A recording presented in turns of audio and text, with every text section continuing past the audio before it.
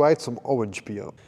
So guys, this video will be about a Porsche 964 Targa Carrera 2. And Targa is quite rare because most of the 964 build are actually coupes and convertibles. You don't see that often, a Targa coming by, and it's also actually the last real Targa ever built, the last Targa with a detachable Targa roof.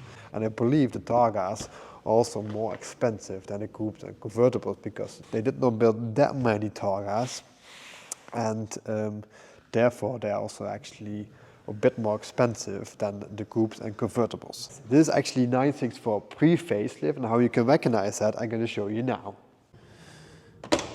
So the first thing you can see that is the steering wheel. The fastest way to recognize the facelift is the airbags. The pre-facelift 964 did not have an airbag in the steering wheel. However, the facelift one had an airbag. And those steering wheels are, in my opinion, a little bit goofy looking. I really like the original stock steering wheel from the pre-facelift a lot, and this one is also a sport steering wheel. They are actually also quite expensive.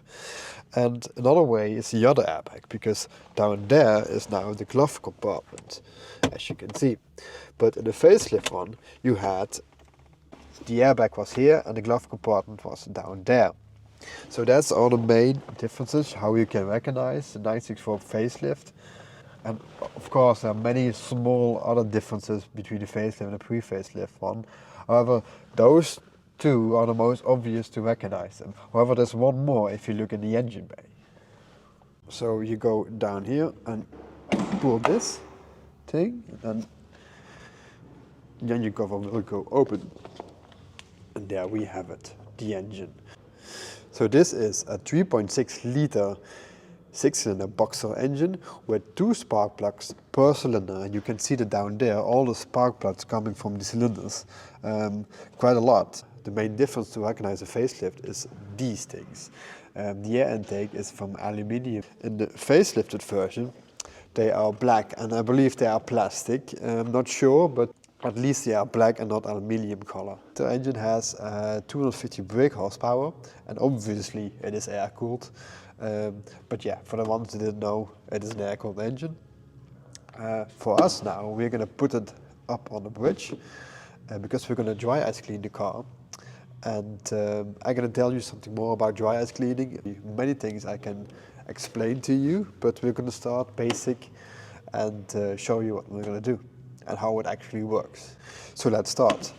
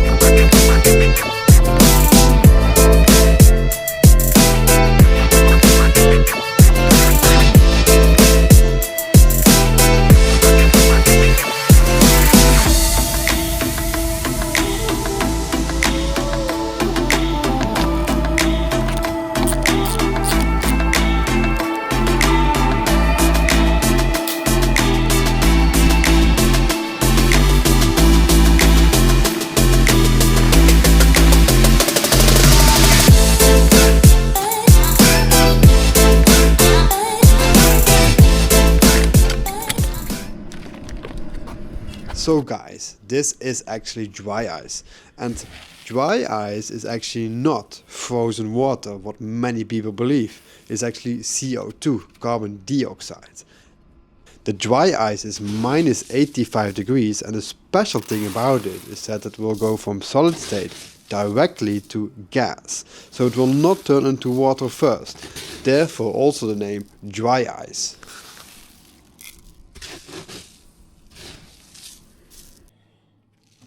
The machine will make the pellets of dry ice smaller and will push it out underneath air pressure. Because of the cold temperature and the air pressure, the dirt will get a shock and will fall off. The coolest thing about this is that we do not damage the material and preserve the factory finish. Although we removed the old wax, the 964 was actually very well protected from factory. So when we remove the wax, a nearly new car comes out. And the wax is actually too hard and too old, and it lost its ability to protect the car. And after we have removed it all, we're gonna put a new, better wax back on the car.